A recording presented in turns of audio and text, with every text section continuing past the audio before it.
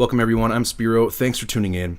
Before we get started today, YouTube removed my latest report on mandatory vaccines being authorized in my state under the emergency declaration. The video is still available on BitChute, and I urge all of you to go and watch this report right after you watch this one. I'll leave a link in the description of this video.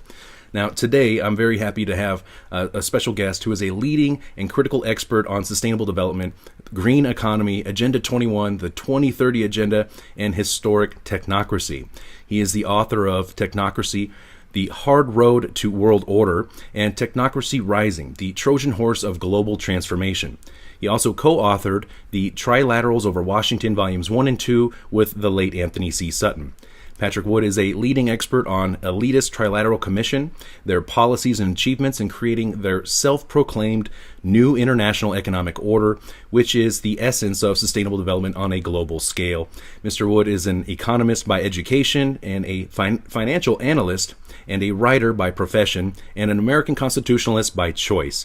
He is also the editor-chief and founder of Technocracy.news. Patrick Wood, welcome and thank you for being my guest today. Great, Spiro. Thanks for having me on. This is great. I've been looking forward to talking to you. Likewise, and I can't wait to get right into this. And so right out of the gate, I just want to go right to the root of things. Like right now, what is your take on the big picture perspective? What is taking place right now, and what is the agenda? Well, I've been writing about technocracy and speaking about it for a number of years now, as you know, and about globalization in general for decades. The thing that I talk about most is technocracy right now, because I believe that is and has been the major thread of history leading up to where we are today.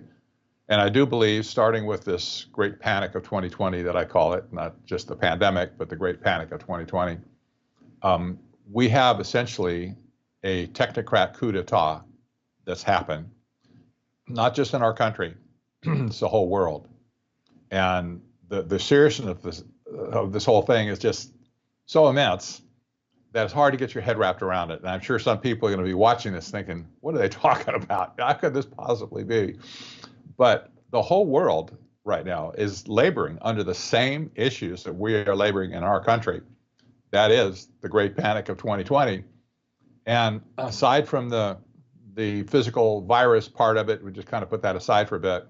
The reaction to it and the control mechanisms that have been set in place since then indicates to me that the technocrats who were pushing technocracy globally have finally succeeded in springing the trap on the entire planet.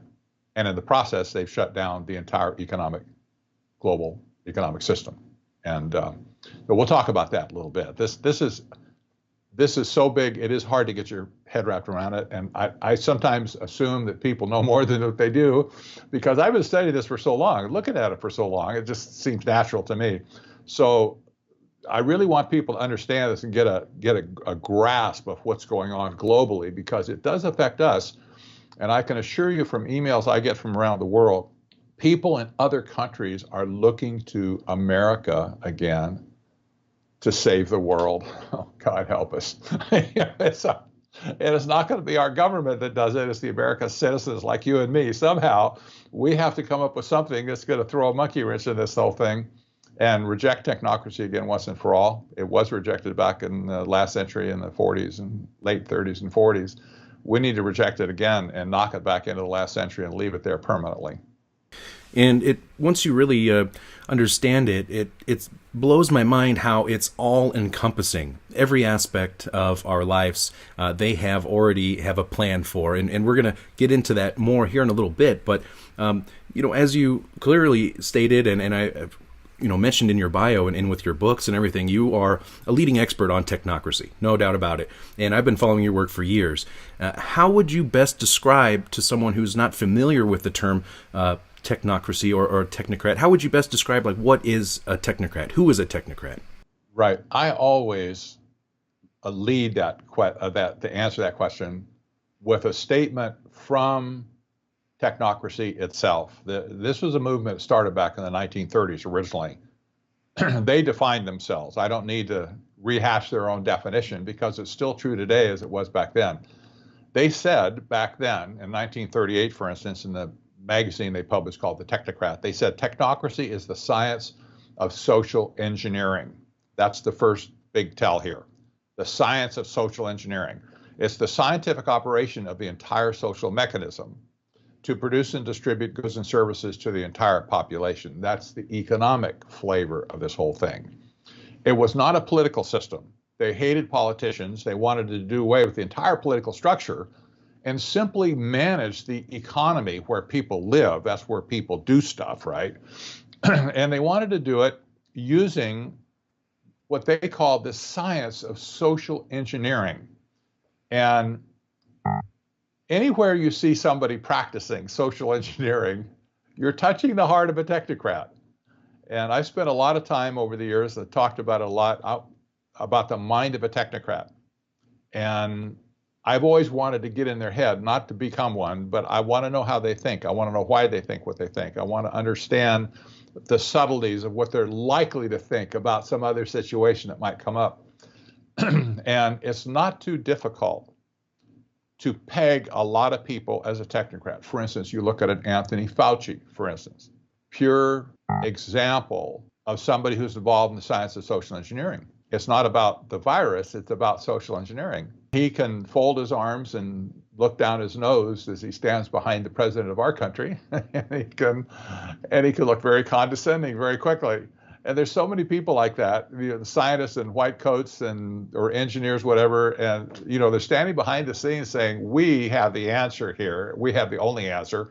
You don't have anything, but you have to listen to us. And science says you should do X, Y, and Z. Therefore, you need to do X, Y, and Z, or you are going to get punished somehow." And this is the mind of a technocrat. They're all over the place. Al Gore is a good example of a technocrat. Some of the older people that remember back to Vietnam, Robert McNamara, Secretary of Defense, who prosecuted the Vietnam War, was a technocrat. And history books now even acknowledge this. This is the way he thought. He wanted to use the science of social engineering to prosecute a war. Didn't work out very well, did it? Yeah. So we could look back through history and see a lot of examples. You could look at Bill Gates right now. Bill Gates is a classic example of a technocrat mind. You can look at an Elon Musk. You can look at a Eric Schmidt, ex-CEO of Google. You can look at a Jeff Bezos. These people are not communists. They're not socialists, and they're not Marxists. They're technocrats. They think that way. So I hope that kind of scratches the surface on answering the question. I think so. And it's really important to understand that the social engineers are the ones trying to shape our perception of reality. So trying to understand, get into the mind, as any good investigator would do, is really important, because you can guarantee that they have been gathering every piece of information and data about you and the collective, everybody that they can, so they can it'll help with them to reshape society in the image that they see fit, and they make these decisions for us. It's not, we don't have a say in this. Doesn't matter if you're a taxpayer or not. So this is incredibly important right now, because we have seen their agenda go into high gear ever since, you said 2020, the great pandemic, but it's also, how did you refer to it? The Great Panic of 2020. The Great Panic of 2020. Now, going back to 1961, President Eisenhower gave his farewell speech, and he famously warned about the military-industrial complex. I think many of us have seen and heard that video, that clip. But he also warned of the danger that the public policy could itself become captive of a scientific technological elite. And to me, that sounds like he is warning us about the technocrats. What is your take on Eisenhower's speech, and what stage of the game are we in right now in the technocratic agenda? I want to say bingo. And there were a lot of things, by the way, about Eisenhower that probably could be pretty critical of him, just in kind of the whole scheme of, presidents that come and go in history. But his farewell speech just kind of dropped that out, kind of like a little teaser. I use that actual statement from his video or audio in my podcast, in the introduction to it, because it just fits. He understood technocracy. He was from that era. He grew up in that era. He knew exactly what he's talking about. And the scientific elite that was rising up at that point was a great threat in his mind, was a threat to the political system. And I think that's why he said that. He was a master politician, really just in an impeccable sense. He played every possible political card that he could to get where he got. So if he understood technocracy as being a threat to the political structure, that would have alarmed him. And I think it did. I think that's why he said that. Yeah, I think so. And he seemed, I mean, he was on his way out. He had nothing to gain from saying that at that point in time. In fact, he had a lot of things to lose because he was outing another very powerful group that operates behind the scenes that, he warned could take over society essentially, and the public would be none the wiser. They wouldn't really realize that it had happened, to a large degree. And it seems throughout this long-standing agenda that has been around since the 30s, as you pointed out, it's really beginning to take shape right now as the technology has, caught up to the vision of technocracy and control, and allowing the technocrats to really fully implement their scientific dictatorship, which is accelerating, in my view, due to this coronavirus pandemic. Now, how do you see this playing out, Patrick Wood, as 5G and the Internet of Things rolls out and the central banks are getting ready to roll out their digital currencies and the digital IDs? I mean, everything is coming together, and very soon, in the very near future, we're going to have this brand new experimental vaccine arriving. And how do you see these things unfolding and coming together? I can assure you, like a good magician, I'm not a magician. But if I was going to play a trick, I would do something over here while you never saw the trick, right? So any distraction that comes along, like BLM riots and Antifa riots and so on like that, these become just a huge distraction. And people look over here, what's happening? It's so outrageous. Meanwhile, back over here on the other side, the real trick is taking place, and technocracy marches on. The technology back in the day of 1932, 1934 didn't exist to do what we can do today, but they knew it was coming. I've studied this and done a lot of original research and into original documents from that era to come to believe that they had a full understanding of the trajectory that technology was going to take. Part of the reason I believe that is because when they actually formulated the organization or the philosophy, the economic system, they were at Columbia University in the basement of Hamilton Hall. It's the only building at the time. But they had half the basement of Hamilton Hall dedicated to them. It was pro bono to work on this new economic system. And many of the engineers and scientists from Columbia were participating in that project. In the other half of the basement was the early iteration of IBM. Those brainiacs that created the first tabulator built it in the bottom of Hamilton Hall.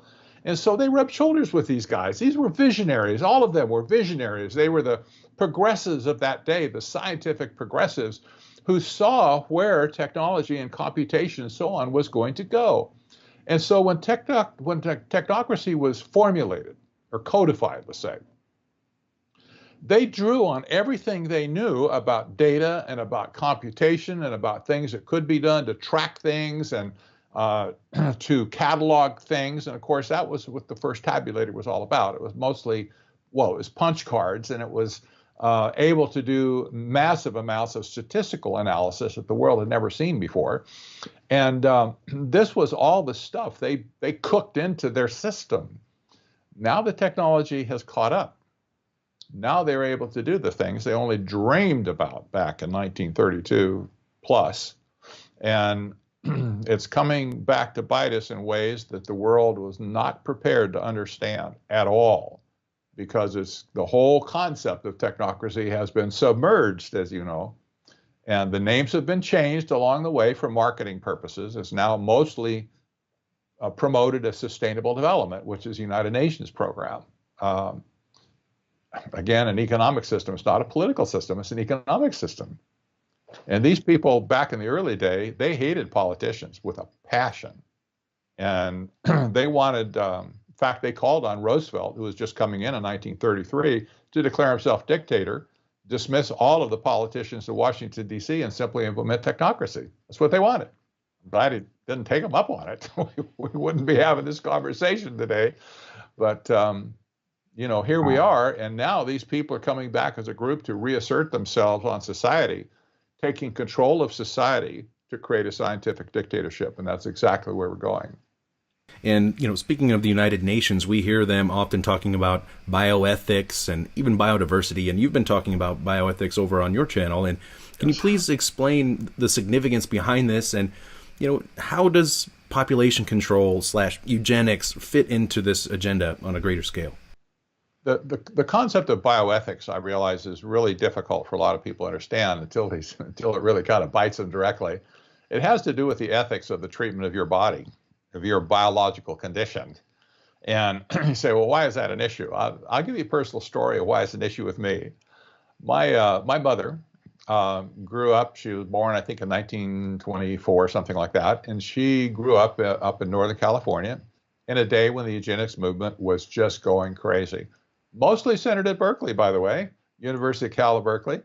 And all of the upper crust of people in the Bay Area were all into eugenics. And there was a lot of stuff going on that would just amaze you today, like forced sterilization, for instance.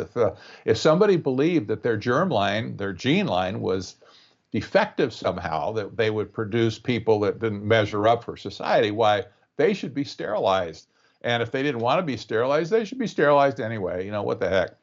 So my grandmother, who was all into that sort of stuff, she believed those people at Berkeley. She had a son, firstborn, who was, as it turns out, mentally retarded, and had developed about sixth grade, something like that. Maybe, I don't know, less than that actually, but. Then she had a daughter, and that would have been his younger sister. Well, they believed that the son was genetically bad.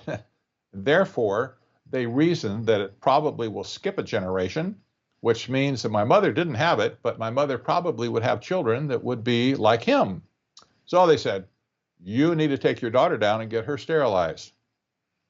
And they did. They took her down, basically screaming and kicking, to a hospital in the Bay Area, put her on a table, and they cut her fallopian tubes, and she was sterilized for life. She wasn't very pleased about that. You can imagine. That's not the thing that you expect your mother to do to you. And years later, another doctor examined this guy, her older brother, and determined he wasn't genetically retarded at all. But when he was born, the umbilical cord was wrapped around his neck, and he suffered oxygen deprivation. Okay. Well, anyway, my mother could never have children. She got married. She was still very angry about not being able to have children.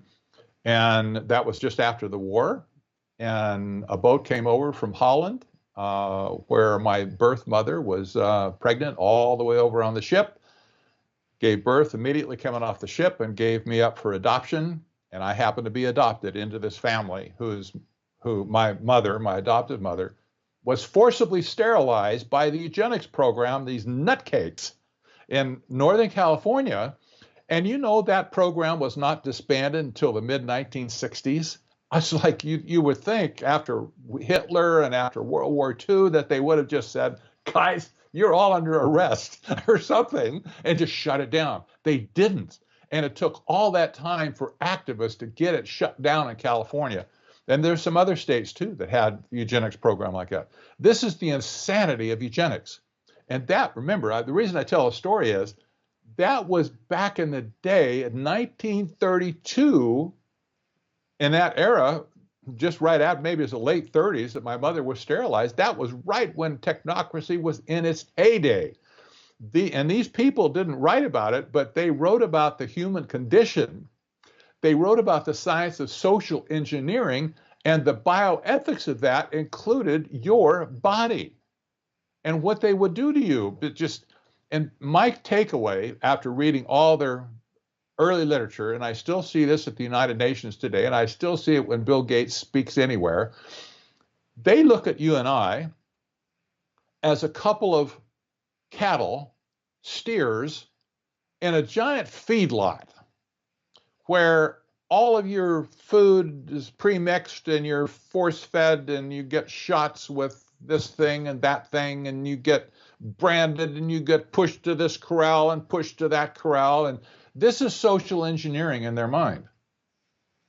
This is why it's just absolutely so deadly today. You look at the bioethics movement right now. This is just a continuation of what's been going on for almost 100 years. These people have not changed. And they still look at people and say, it doesn't matter. I mean, you lose a few, you got to lose, you break a few eggs to make an omelet.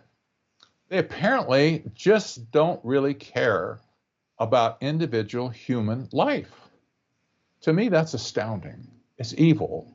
It's anti-human, isn't it? It really is anti-human. In fact, there was a book written on that a few years ago by a bioethicist who was on the good side, who wrote a book about the anti-human aspect of all of these things that we're talking about. It's incredible. Yes, it is anti-human and dehumanizing, and what an incredible story and a personal story. Thank you for sharing that with us. I mean, it's unbelievable to think California, here in the U.S., I mean, that really wasn't that long ago. And then when you're talking about them having to dismantle these programs and, a lot of, it's like you pointed out, it's still happening today. Essentially, they just took the programs and went underground or rebranded them, renamed them, and so these people who are eugenicists, they hold themselves to be at a higher standard than the rest of us, who you describe. They see us as the useless eaters and the cattle to be experimented upon and whatever as they see fit. So yes, this is the agenda of the social engineers on its face value. I mean, this is what's taking place right now, and it's just amazing to see this rolling out, and it certainly appears, in my view, that we're marching towards global governance. And it could be argued that we already have global governance in some forms, but I want to get back to what role the United Nations plays in this agenda, because I believe it's a big one and it's an important one. And what does the fate of the U.S. look like? How could there be a global governance system if the U.S. and the Constitution is still around, giving us our sovereignty? Yeah, well, obviously it can't. The Constitution in our country and our freedom-loving people have been under attack for a long time. That won't surprise anybody. The coup d'etat will surprise everybody today, that they're finally bringing the hammer down. But we've been on the slate for attack for a very long time, and I don't think anybody would say no, that's not true. We have been. The rest of the world has already pretty much fallen prey to this whole scenario. And it's important to remember that technocracy is not a political system. It's an economic system. And I know that's a little bit difficult to understand because you grew up with an economic system around us. We know it as free market economics, capitalism, free enterprise, things like that, supply and demand, price-based, money, currency, and all those sorts of things. We grew up with this, and this is all we know. They have something otherworldly in mind as an economic system. They believe that if they control all of the economic framework of the world and all the inputs and outputs, there's no need for a political system. There's no need for a system of governance, if you will. There's no need for political leaders, if you will. This has led some global scholars like Parag Khanna, professor down at the U School in Public Policy in Singapore, to make a major conclusion in one of his books, actually called Connectography, that the system is globalization, or vice versa. Globalization is the system. It's not. They're not making it for a dictator. They're making it as a system. The algorithm will run everything. You don't need political people to tell you, should you go here, should you go there, do this, do that. The algorithm will put you in a channel, and if you go too far left or right, pow, you're going to get a shock or something. And people say, well, that's incredible, but look at China. Look at the social credit scoring system over there right now. And if you don't understand it, you better, because that's the kind of control by algorithm that these people are talking about. You don't need to be governed in a sense. It doesn't matter who's above you. They can call themselves anything they want. They could say they're National Socialists. They could say that they're hardcore Marxists. It doesn't matter what they call themselves at the top. The people on the bottom are not being controlled by those tyrants directly. They're being controlled by algorithm. You get a ticket for jaywalking in China, you'll have the ticket deducted from your checking account or your bank account before you get back to your apartment, because facial recognition watches you, it identifies you as you walk across the street. The fine is calculated based on how many other times you might have done it or other things that you have. And they just go ahead, you're guilty, we've got you on tape. Bang, there's 50 yuan or something coming out of your bank account. And by the way, your social credit score just went down 100 points. And you get a notice in a few days that you have to move out of the apartment that you're in because you're not qualified for that apartment anymore. Your social credit score is too low. You go, oh no, where am I going to live? And then you get a notice you can't go to that school. You're kicked out of the school you're in because, that school is reserved for good little citizens that don't jaywalk. Yeah, you get the picture. This is not. It doesn't matter whether there's a committee anywhere. There aren't any committees, really. Once the algorithm's in place, it's push the button or, click run program, and there you go. And it happens.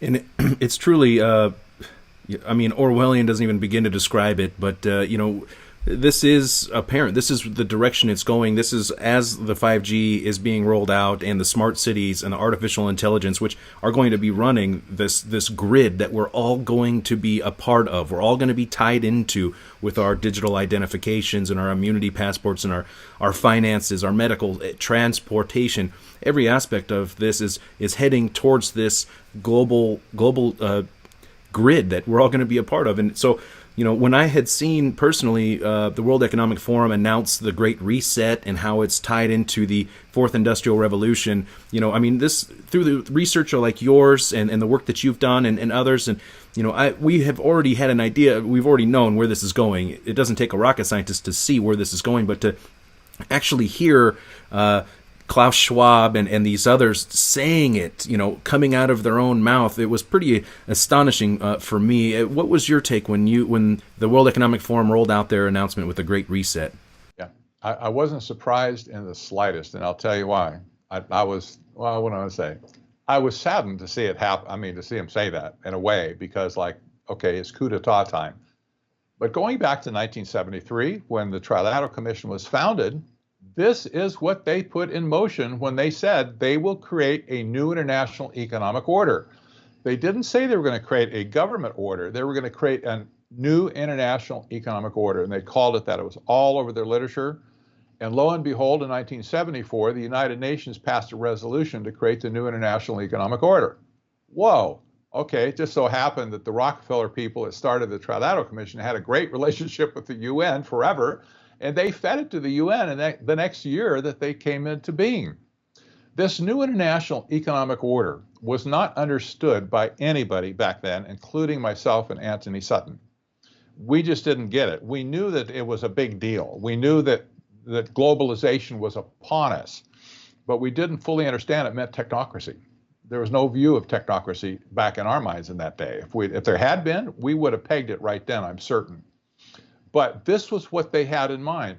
And all of these global elitists that were in the Trilateral Commission, they basically took over the industrialized world political system. Certainly in America they did, with Jimmy Carter. It wasn't that they wanted political power. And I've demonstrated this in my books and my papers and so on ever since. What they were after was control over the economic engine of the world, which was clearly represented by the United States at that time. We were the big kingpins. And so 8 out of 10, for instance, of the World Bank directors after that time were all members of the Trilateral Commission. Lo and behold, the World Bank, the President of the United States appoints the World Bank president. That's the way it is. And you had the same thing with the U.S. trade representatives. Something like 9 out of 12 of subsequent U.S. trade representatives that have written all these cockeyed treaties since 1933, they were members of the Trilateral Commission. It wasn't about getting the presidency. It wasn't about getting the EPA or some other agency under the control. They wanted control of the global economic system so that they could create a new international economic order. What I'm documenting in my work today is they had in mind back then, and forevermore have had in mind, technocracy. This was the economic system that they were after. It's the only economic system, by the way, in the course of all of history that has been an alternative economic system to free enterprise. That has always been the type of economic system the world has labored under. Technocracy is new, it's otherworldly. And once they saw the possibilities of what it could do for them, they began to put it all into play. And one of the very first things they did, by the way, Zbigniew Brzezinski, a co-founder of the Trilateral Commission and worked for Jimmy Carter, he called up Chairman Deng in China and said, come on over, Chairman. We're going to have a nice little get together and we're going to bring you back into the global economic stage. And they taught China not capitalism. They taught China not free enterprise. They taught China technocracy. And that's why China is where it is today. And it's been identified by the global elite, by the way, as a technocracy. Not my words. I didn't make that analysis. The global elite themselves have said it. So now Klaus Schwab comes out and says, it's time for the big reset. And I'm thinking, okay, we knew it was coming, Klaus. We knew that you were behind it. You were part of that big clique, the global elite clique. You're just telling us what we should have already known. And I dare say, if my co-author Anthony Sutton were alive today, people have asked me this, what do you think Sutton would say? He would get up on a stage and he wasn't a man of a lot of words, by the way. He's really an academic. He'd get up on a stage and he'd say about 5 words, maybe just 4. He would say, I told you so. And he'd walk off the stage.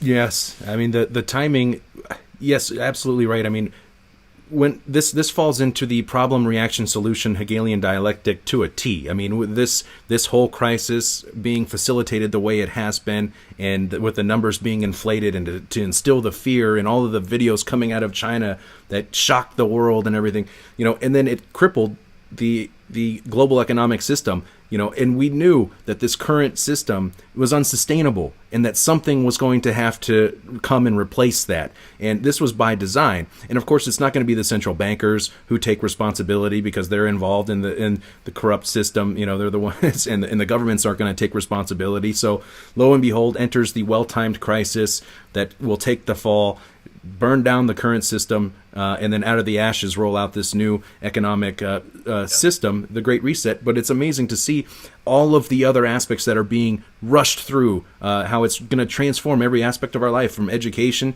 to our finances to health, medicine. I mean, it's absolutely unbelievable to see it rolling out, because we've been talking about this for so long. It's coming. Well, it's here. And, Mr. Wood, I wanted to get your take on solutions. What can people do to, even resist locally and identify the problems locally? Do you have any input on that? Well, I sure do. A few years ago, I founded a nonprofit organization called Citizens for Free Speech. It's citizensforfreespeech.org. Surprise. I would encourage people to go there, because what we're talking about today in America for the destruction of our Constitution, the first thing it has to go is the First Amendment. The First Amendment is all about communication. It's about talking. It's about discussion. It's about peaceable assembly.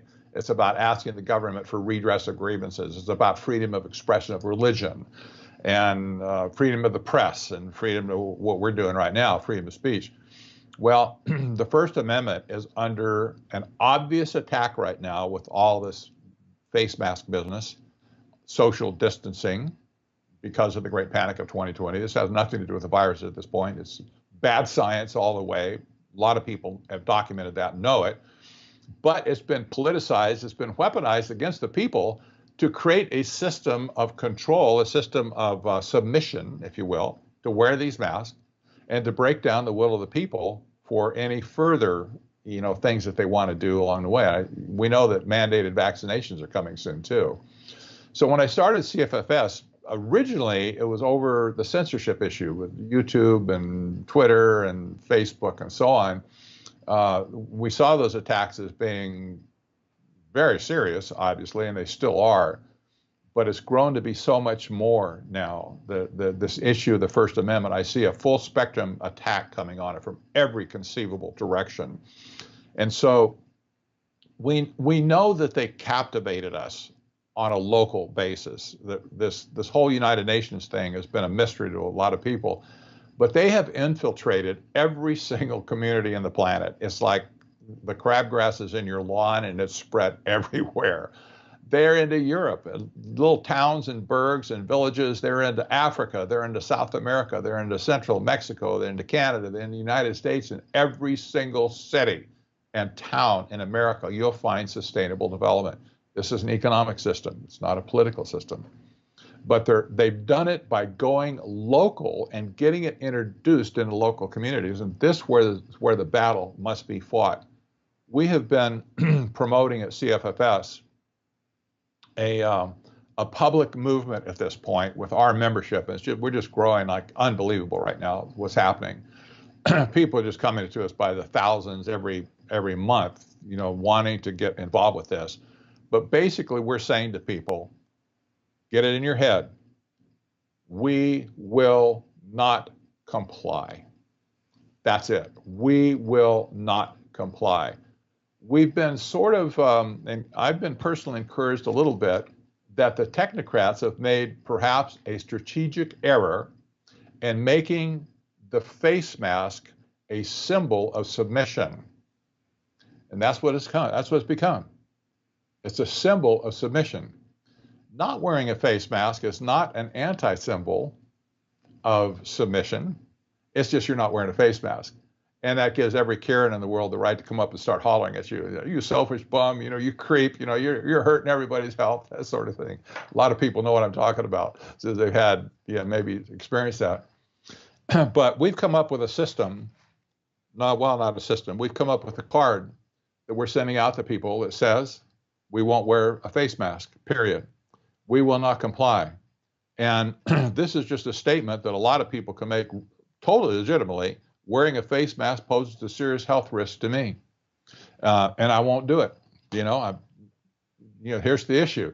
What's wrong with me is none of your business. I don't need to tell you what's wrong with me. And people are using these cards around the country to the point where it's becoming a symbol of we will not comply, and a symbol, an anti-symbol, if you will, against wearing a face mask.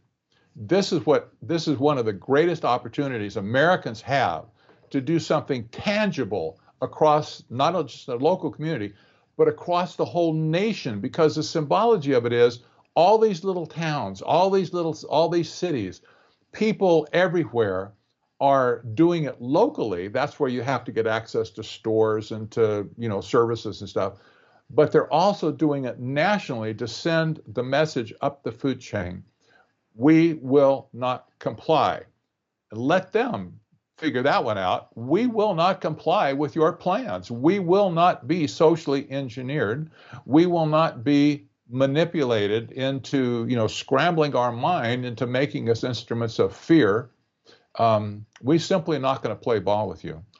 I see this as being a great opportunity for us that we haven't seen in 50 years to really get enough Americans involved to make a huge national stink and a huge local stink as well.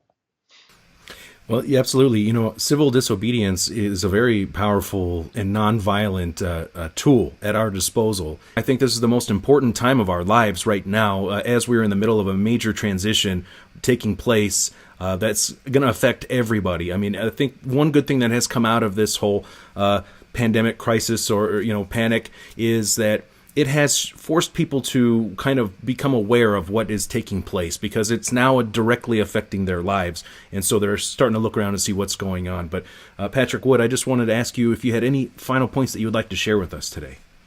Well, I think I just probably would, encourage people to do some reading, to do some research.